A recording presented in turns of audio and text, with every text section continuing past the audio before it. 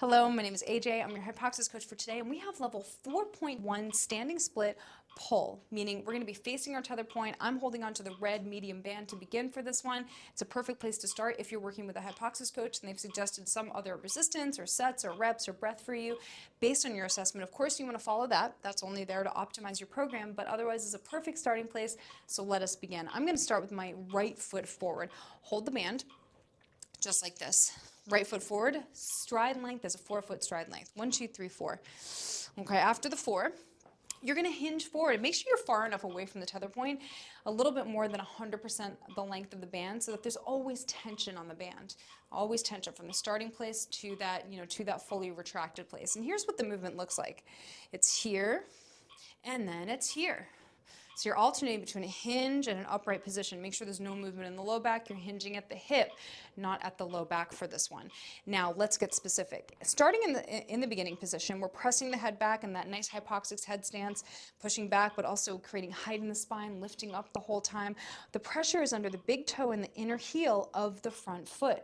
Additionally, the knee is pointing a laser, shooting a laser over the third toe, but it's simultaneously stacked over the ankle joint. So check it out, my lower leg bone, my tibia, is at a nice 90-degree angle to the ground. Additionally, when I cue ground resistance, I mean pull the front foot, that right foot, back toward the left foot. So if the floor is slippery, that foot would pull back just like that. That's gonna increase the activity of the hamstrings and the glutes on that front leg. So let's practice.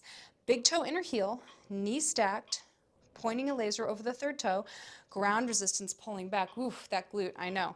Now, make sure that the pelvis stays level. You can use the ab ribbon as a guide. If the left side of your ab ribbon falls lower than your right side, you've lost your pelvic stability. So I always say, bend that back knee as much as you can in that standing split, only if you don't let the left hip drop and upright, just like that. Now pull the shoulder blades together when you row back and let them release when you release the band.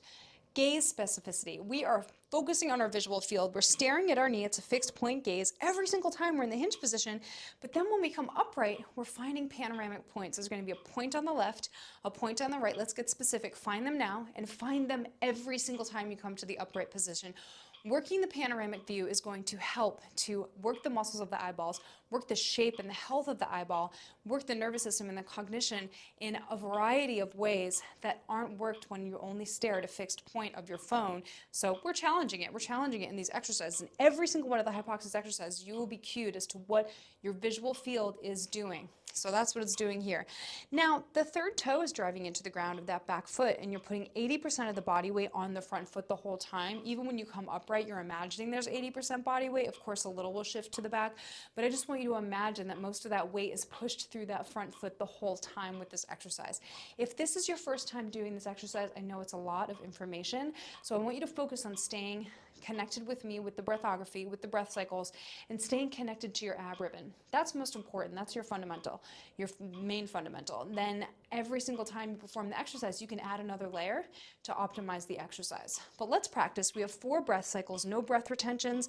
We're moving through the movement on our exhale, and we're pausing the movement on every single one of those engaged double sniff inhales. So let's practice. Ground resistance, pulling back, big toe, inner heel, knee is stacked. Here we go from our zip up posture prep. Inhale. Yes, 2, 3, 4, 5. Inhale 1.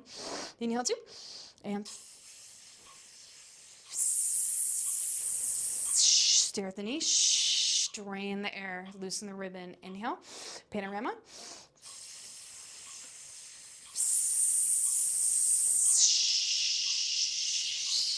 Loosen the ribbon. Inhale. Tighten the ribbon.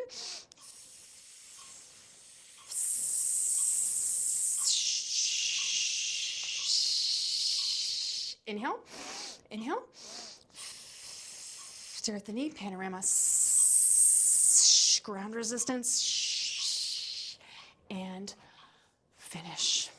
Really nice work. Now, rest 15 to 30 seconds before you do it on the other side.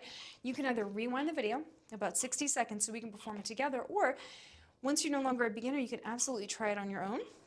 Just stay true to that tempo, frequency, intensity, and duration of every single one of your breath cycles, most important component of any of the HYPOXiX exercises. You may want to put a metronome on your phone at 60 beats per minute so that you can stay true to that 2-second inhale and that 8-second exhale, always loosening your ab ribbon on that engaged exhale.